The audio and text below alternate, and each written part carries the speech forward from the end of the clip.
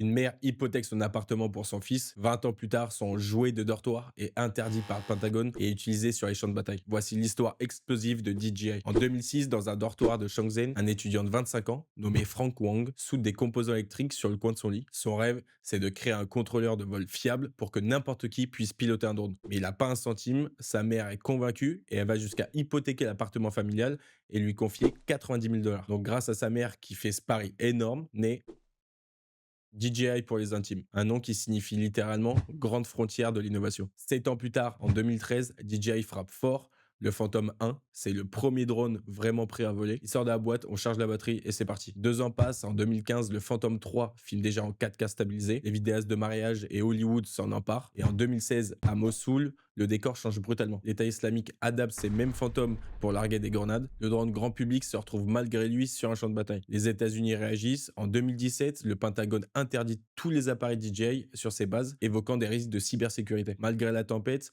la marque continue de grimper. En 2019, DJI contrôle presque 70% du marché mondial et est valorisé autour de 20 milliards de dollars. Entre 2022 et 2024, la guerre en Ukraine propulse une nouvelle fois DJI sous les projecteurs. Plus de 12 000 drones Mavic achetés par des cagnottes servent à localiser l'artillerie. Donc DJI suspend officiellement ses ventes aux deux camps, mais les appareils continuent d'arriver via la Pologne. En 2024, le Congrès américain dépose un projet de loi pour interdire toute importation de drones DJI à partir de 2026. Donc la pression se fait pas mal ressentir chez DJI. Et donc DJI prend les devants et en 2025, elle lance des drones agricoles capables de pulvériser 30 litres d'engrais par minute et travaillerait selon la rumeur sur un module de vol autonome pour la future caméra Nikon Red 8K Pro. Frank Wang, lui, il est toujours discret, il pilote son petit avion le week-end tranquille, il fait aucune interview, il s'en fout un peu de tout ça, mais en moins de 20 ans, l'invention d'un étudiant et la garantie d'une mère se sont transformés en un empire qui influence le cinéma, l'agriculture et même les lignes de front. Donc c'est assez fascinant et parfois un peu inquiétant.